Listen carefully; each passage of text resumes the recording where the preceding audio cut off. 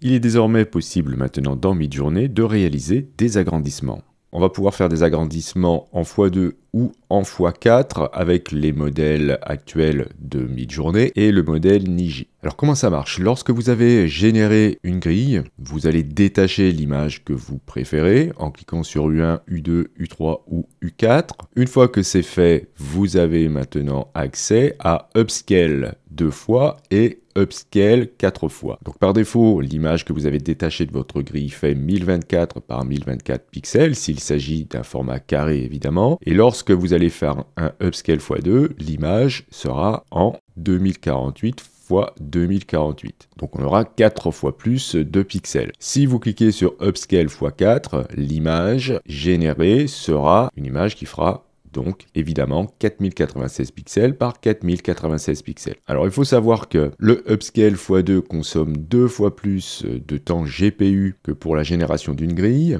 et le Upscale x4 consomme 6 fois plus. Donc faites attention lorsque vous faites des upscales, ça va grandement impacter le temps GPU disponible sur votre compte. Actuellement, ce n'est disponible qu'en mode fast. Il est prévu que le mode relax soit disponible aussi prochainement. Vous ne pourrez pas faire de upscale lorsque vous utiliserez pan. Donc un pan, rappelez-vous, c'est ces petites flèches-là qui vous permettent d'ajouter de l'espace sur les côtés de vos images. Et ce ne sera pas non plus disponible avec le paramètre tile. Si vous souhaitez agrandir une ancienne image, il suffira de la rechercher avec le paramètre Show Job ID. Quand vous êtes dans votre galerie, le Job ID, vous pouvez le trouver en cliquant sur les 3 petits points à côté d'une image. Vous demandez à copier ici le Job ID et ensuite, dans Discord, vous faites /show Job ID et vous collez le numéro du Job ID et vous allez retrouver l'image. Grâce à ça, vous allez pouvoir agrandir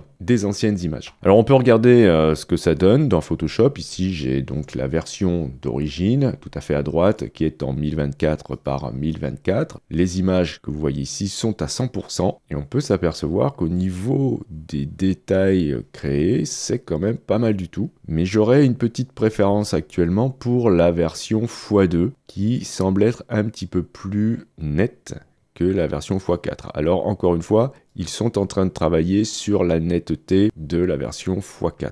Donc là, on pouvait zoomer, vous voyez que c'est quand même pas mal au niveau des détails, mais c'est quand même plus détaillé à mon sens dans la version x2.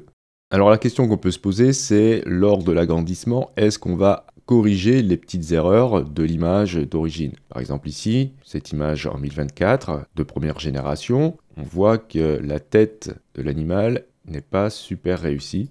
Eh bien, avec un upscale en x2, des détails ont été ajoutés, alors qu'avec la version x4, non. Donc c'est pour ça, encore une fois, que j'ai tendance à préférer actuellement la version x2 qui est un peu plus efficace à mon sens. Donc voilà ce que j'avais à vous montrer concernant cette mise à jour de Midjourney. Je vous remercie d'avoir suivi cette vidéo. Si vous avez des questions, n'hésitez pas à le faire dans les commentaires. Si vous souhaitez soutenir cette chaîne, vous pouvez cliquer sur j'aime, c'est hyper important pour le référencement. Si le contenu vous plaît, que vous souhaitez vous abonner, n'hésitez pas à cliquer sur abonnez-vous. N'oubliez pas la petite clochette pour être averti des prochains tutos. Justement, on se dit à la prochaine pour un autre tuto.